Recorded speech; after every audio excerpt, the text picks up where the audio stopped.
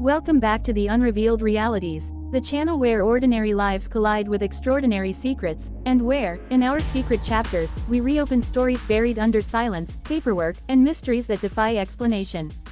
Today's story is one that challenges what we believe about life, death, and the thin veil between them. It was a Monday morning at exactly 9:13 a.m. The city moved in its habitual rhythm, cars hummed along familiar streets, office lights flickered on, and coffee machines hissed, brewing warmth for hundreds of caffeine-deprived hands. But inside a modest suburban home, something impossible was unfolding. Sarah Mitchell, 34, stood in her kitchen, staring at a phone she had avoided for 3 long months. Her husband, Ethan, had died in a car accident nearly 92 days ago, and yet that device, silent and unassuming, had just vibrated.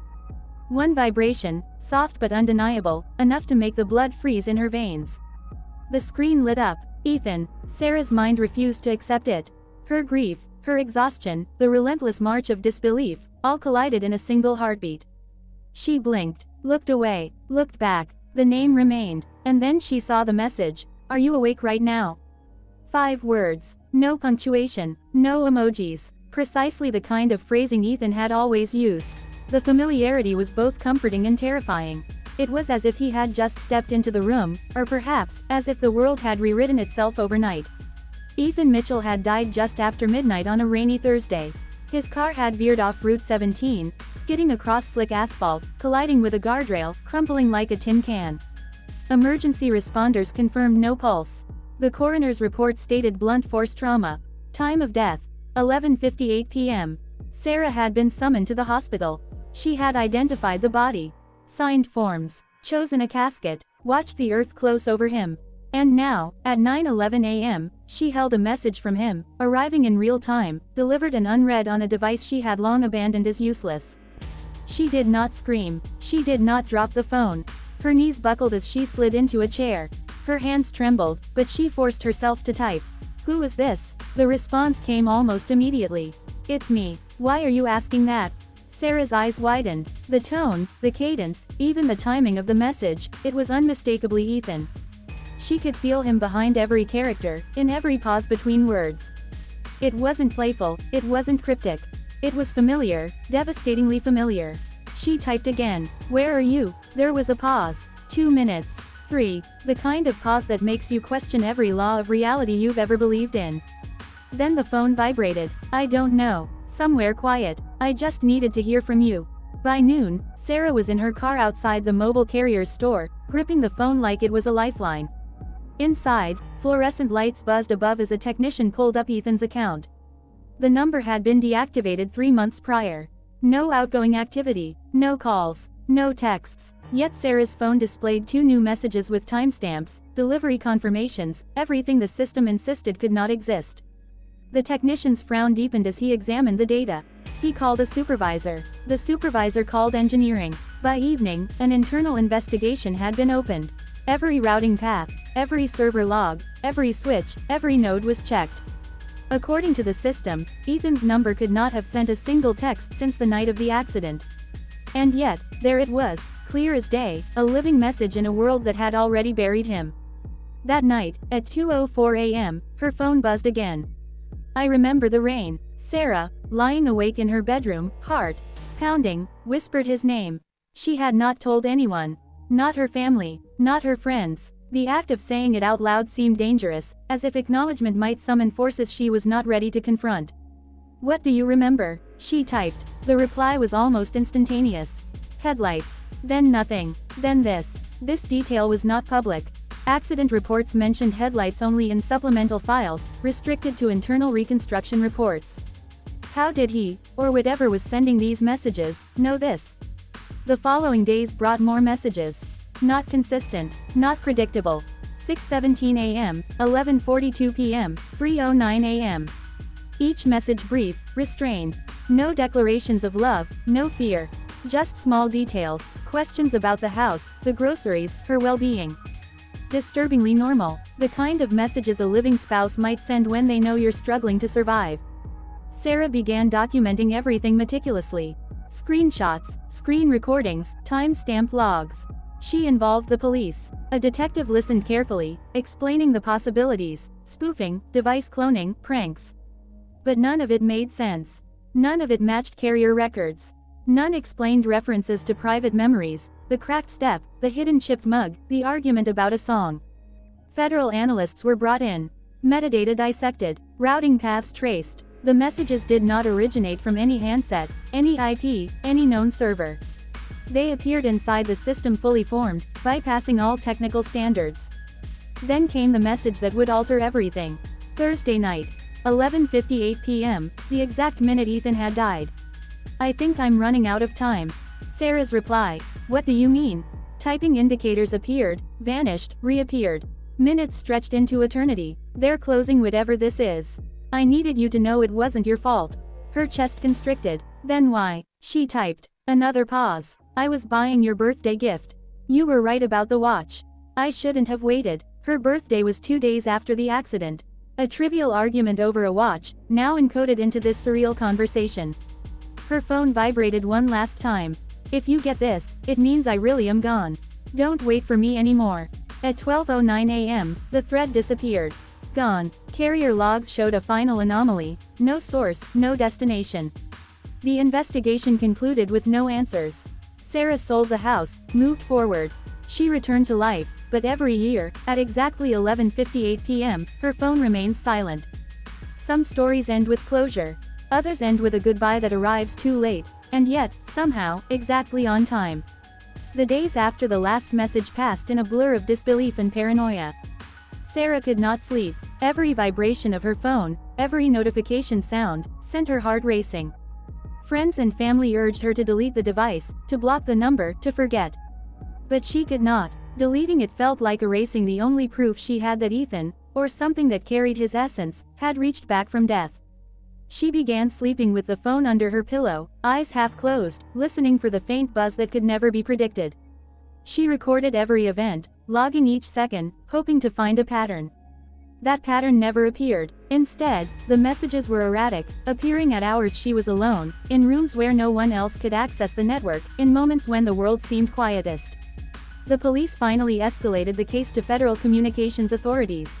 Analysts from the FCC arrived with laptops, diagnostic tools, and a level of skepticism that borders on disbelief. They examined signal paths, routing logs, server caches. They traced the message identifiers, the packet data, even the subtle network footprints that normal text messages leave behind. The findings were baffling. Each message appeared fully delivered, with read receipts, from Ethan's deactivated number, originating from no known device, no known server, and in some logs, no recognizable IP. In short, the system itself was reporting an anomaly it could not explain. Sarah spent nights reading these technical reports, her grief colliding with fascination. She was exhausted but compelled. She reviewed every screenshot, every timestamp, comparing the anomalies with the times she had first seen strange events in the house after Ethan's death: the phone buzzing without reason, the computer waking from sleep without input, the faint sound of his voice in the background when the house was empty. Each instance seemed insignificant alone, but collectively, they formed a web she could not ignore. Weeks later, a new message appeared, arriving precisely at 3:33 a.m. The number of the message was still Ethan's, though officially inactive. "I don't have long. They are watching." Sarah's fingers froze on the keyboard. She typed, heart pounding, "Who's watching? What do you mean?" The response was delayed. Minutes passed, hours in her mind. Then, "I can't explain fully. Just trust that I am here, and I wanted you to know." The vagueness intensified the fear. Who, or what, could be watching? And how was it possible that he was communicating?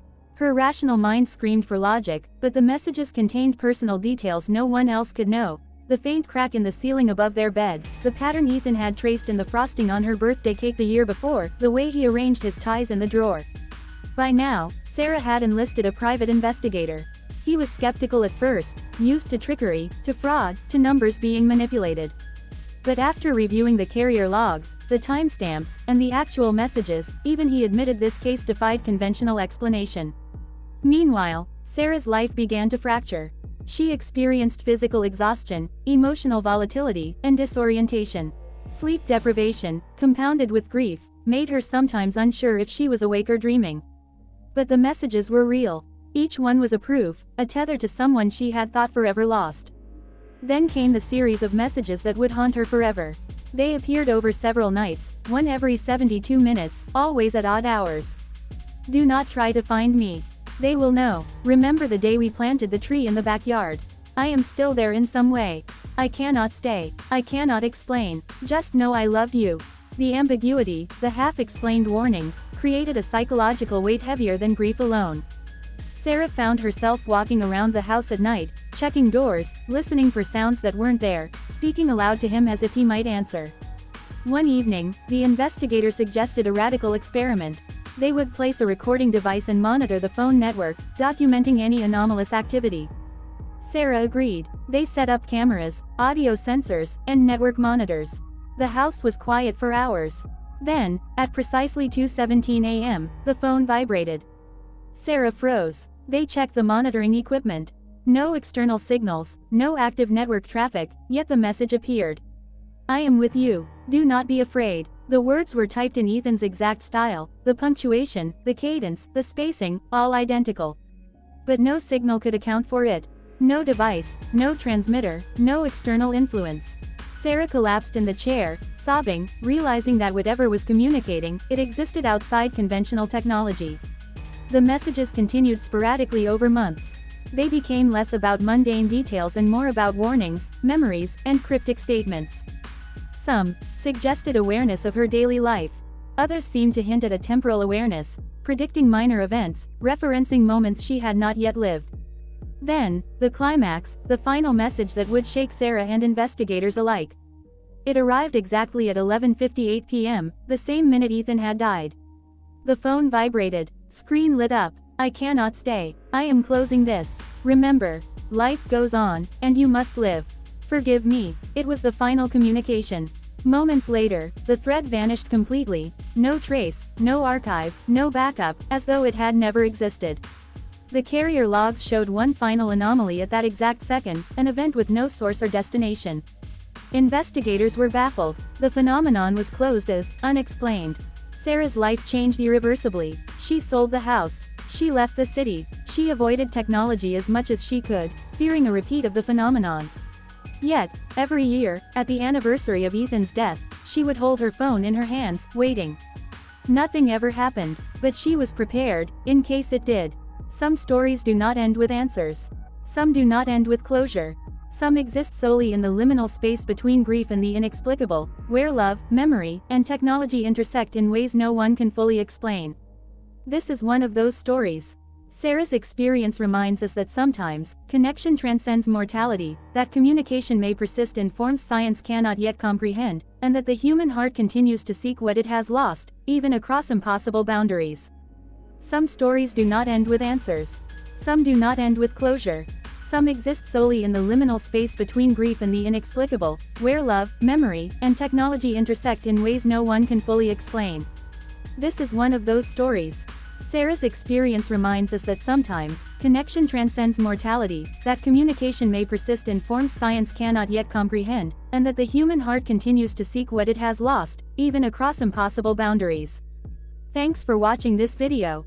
If you found this story as unsettling and fascinating as we did, subscribe to the Unrevealed Realities, share this episode with friends, and join us as we open more secret chapters, where reality bends, silence speaks, and the impossible sometimes reaches back to touch the living.